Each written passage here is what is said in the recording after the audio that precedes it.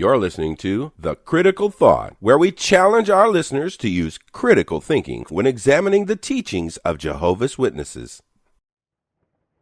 Hi, I'm Lady C, aka Kathy Thomas. Thank you for tuning in to another one of my videos. Now, in this video, I want to talk about Jehovah's Witnesses and friendships. First of all, I just want to talk about what the circuit overseer in my congregation said many years ago. The name of the talk was Widen Out in Your Love. And at the time, I could really relate to what he was saying. And even more so now that I've left the organization, looking back, it's like, wow, everybody went through this. So anyway, he basically built the scenario, and the scenario went like this. We go out into the world, and we knock on doors, and we meet individuals that are interested in studying the Bible with us. And he basically broke it down like this. He said, you get those individuals to come to the Kingdom Hall, they visit, eventually the individuals are no longer associating with their family and their friends because they're coming into this new organization, and we're giving them a new set of friends to be with. And it was interesting how he talked about how then they've walked away from their previous life and now they're here at the Kingdom Hall. And he said, how do we treat them when they get here? And you know, everyone that's listening to this video, you know what your circumstances are.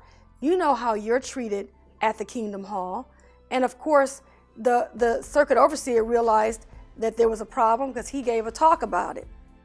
But, you know, you can give all the talks that you want to give about widening out in your love, and the circuit overseer can do everything he can do to make people, you know, like each other or give them an idea to look for people and to reach out more to people.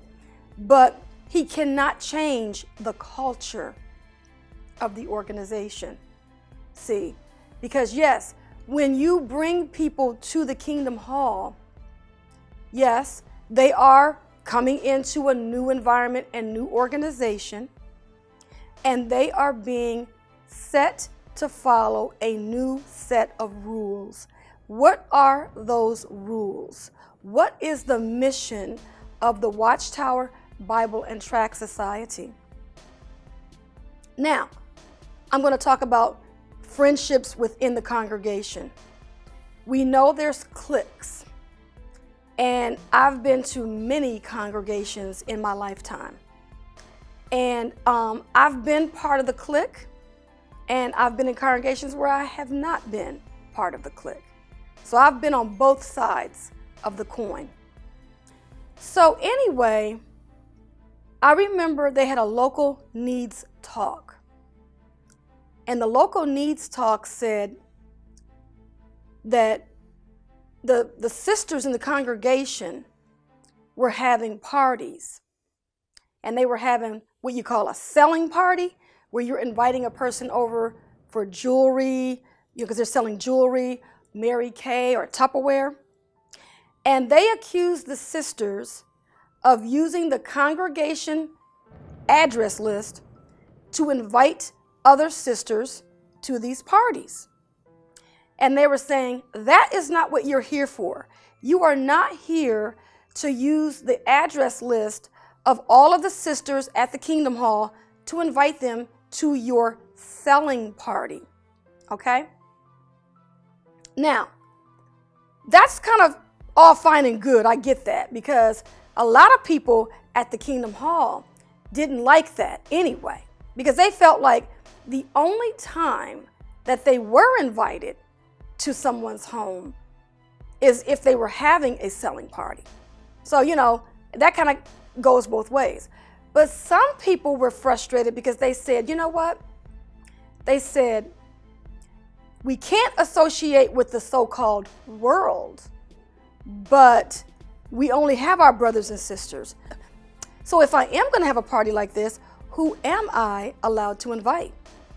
So it puts you kind of like at a crossroads, you know. But even going further than that, let's say a person is not having a selling party.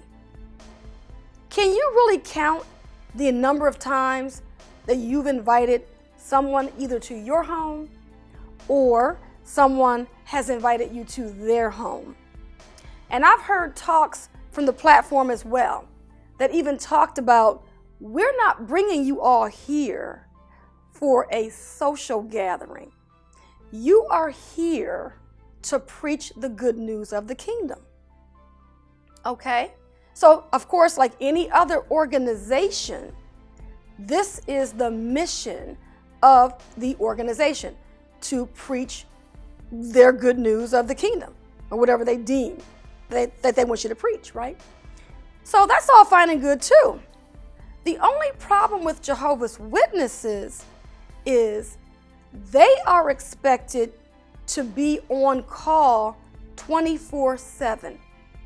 So that means, when does a person get a chance to have any downtime? Because when you go to your sales meetings at the Kingdom Hall, the admonition over and over is to preach, find every available opportunity that you can to give a witness, the entire 9 yards. Any Jehovah's Witness, current or past, knows exactly what I'm talking about. So what ends up happening is people just don't know what they can do. So what ends up happening is they don't do nothing. They have no association. Most Jehovah's Witnesses in an average congregation of 125 publishers, they don't have any social outlet. The only outlet that they have is going to the Kingdom Hall or going to their convention. So I'm just putting this out there, because when you do critical thinking, it makes you, think about these kind of things. If I belong to an organization that says I can only hang around these people, at what point do I get a social outlet? And I remember being in congregations where a person may not have studied their Watchtower and they got invited out to a get-together and they felt guilty for going. Or even this scenario here, and I'm sure a lot of people know this one.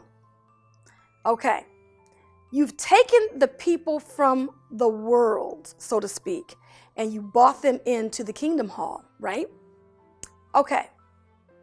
So now, once they get in the Kingdom Hall, there's like tier levels, like this person is called a spiritual, person. Another person is called a double-digit publisher. You've got the regular pioneer, you got the auxiliary pioneer, and you even got the person that wants to be considered a regular auxiliary pioneer. And we've dealt with that too. The circuit overseers have talked about there is no such thing as a regular auxiliary pioneer. It's like people want to, add that little title in there, because you want to have a standing in the organization, right?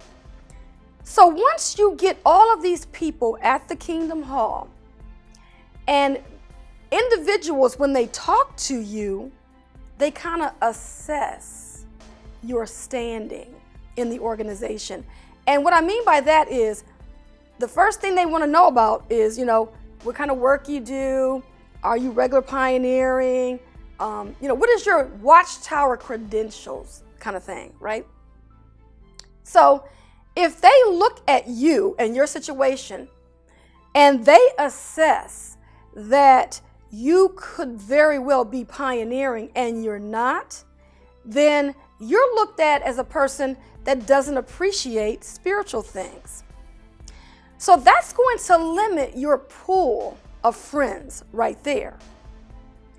And so you get where I'm going with this? So you bring them into this small cluster of people, this 125 publishers or whatever, and you now have to wade your way through this congregation, and you have to, show them how much you love the Watchtower, by how much Watchtower activities you accomplish. And so it can be very frustrating, and people can be, suffer from depression, as I've done, interviews with people that have suffered from depression because of it, and individuals, they just feel so bad, going to the Kingdom Hall. I remember my mother told me, she said every time she drove up to the Kingdom Hall parking lot, she would get butterflies in her stomach. She said because she was just so nervous walking in the door, because she knew that all these people were there to judge her, or were going to judge her. Because remember, if you're at the Kingdom Hall and you don't have your lessons studied, you don't have your Watchtower underlined, you don't comment, people are looking for signs of whether you love the Watchtower. So, when you think about your life as you sit here listening to this video, give an honest assessment. You're with people who are supposed to be your friends. You're with people who you are supposed to be willing to die for, and yet you have never been invited to their home. This has been Lady C. I thank you so much for tuning in to my video.